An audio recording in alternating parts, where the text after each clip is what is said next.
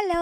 അപ്പോൾ ദേ നമുക്ക് നമ്മുടെ പച്ചമുളക് ഒന്നുകൂടെ ഒന്ന് കണ്ടു നോക്കിയാൽ അന്ന് ഞാൻ നുള്ളി കൊടുത്ത വീഡിയോ ഒക്കെ കാണിച്ചു തന്നിട്ടില്ലായിരുന്നു. അപ്പോൾ ഇതുപോലെ ആയി നുള്ളി കൊടുത്തപ്പോൾ വീണ്ടും നമ്മളൊന്ന് അങ്ങോട്ട് നുള്ളി കൊടുക്കുക. അപ്പോൾ ഒന്നുകൂടി ശാഖയായിട്ടുണ്ടാവും. അതുപോലെ ഉണ്ടായതാണ് ഞാൻ ഈ കാണിച്ചു തന്നിട്ടുണ്ട്. എന്നാലും നിങ്ങളൊന്നുകൂടെ കണ്ടു നോക്ക്.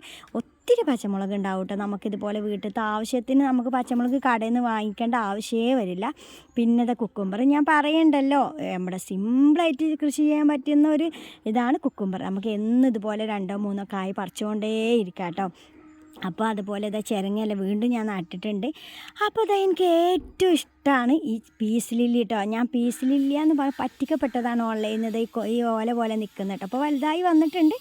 അപ്പോൾ അതേ നമുക്ക് പീസ് ലില്ലി ഒന്ന് നട്ട് കൊടുത്ത് നോക്കാം. അപ്പം ഞാൻ ഈ കാണിക്കുന്നതാണ് പച്ച കക്ക കേട്ടോ. ഞാൻ ഇത്തളിന് പകരം ഇവിടെ ഉപയോഗിക്കുന്നത് പച്ച കക്ക കേട്ടോ.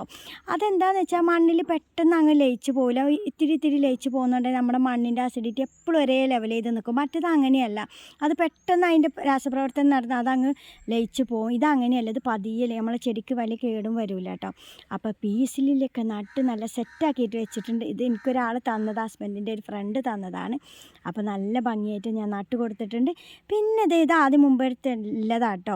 പിന്നെ 4 വർഷമായിട്ടില്ല, 5 വർഷമായിട്ടുണ്ട് കേട്ടോ ഈ ഒരു കലാത്തിയ എൻ്റെ അടുത്തുള്ളത്. അപ്പോൾ നമ്മുടെ ഇതുപോലെ ഇത് 3 വർഷമായിട്ട് ഞാൻ ഒന്നും മാറ്റി കൊടുത്തില്ല. അതുകൊണ്ട് തന്നെ വേര് തിങ്ങി നിറഞ്ഞ് നിൽക്കുന്നുണ്ട്. ഇങ്ങനെ ചെയ്താൽ നമുക്ക് പുതിയ വളം വലിച്ചെടുക്കാനൊന്നും ഇവർക്ക് കഴിയൂല കേട്ടോ, ഇങ്ങനെ തിങ്ങി നിന്ന്. അപ്പോൾ നമ്മൾ കുറച്ച് വേരൊക്കെ കട്ട് ചെയ്തിട്ട് പുതിയ മണ്ണ് നിറച്ച് കൊടുത്താൽ ഇതുപോലെ ഉണ്ടാവട്ടെ. അപ്പോൾ ഇനി ഇതിൻ്റെ കിഴങ്ങ് ബാക്കിയുണ്ട്. അപ്പോൾ നമുക്കതൊന്ന് നട്ട് നോക്കിയിട്ട് ഞാൻ അതിൻ്റെ കാണിക്കാം.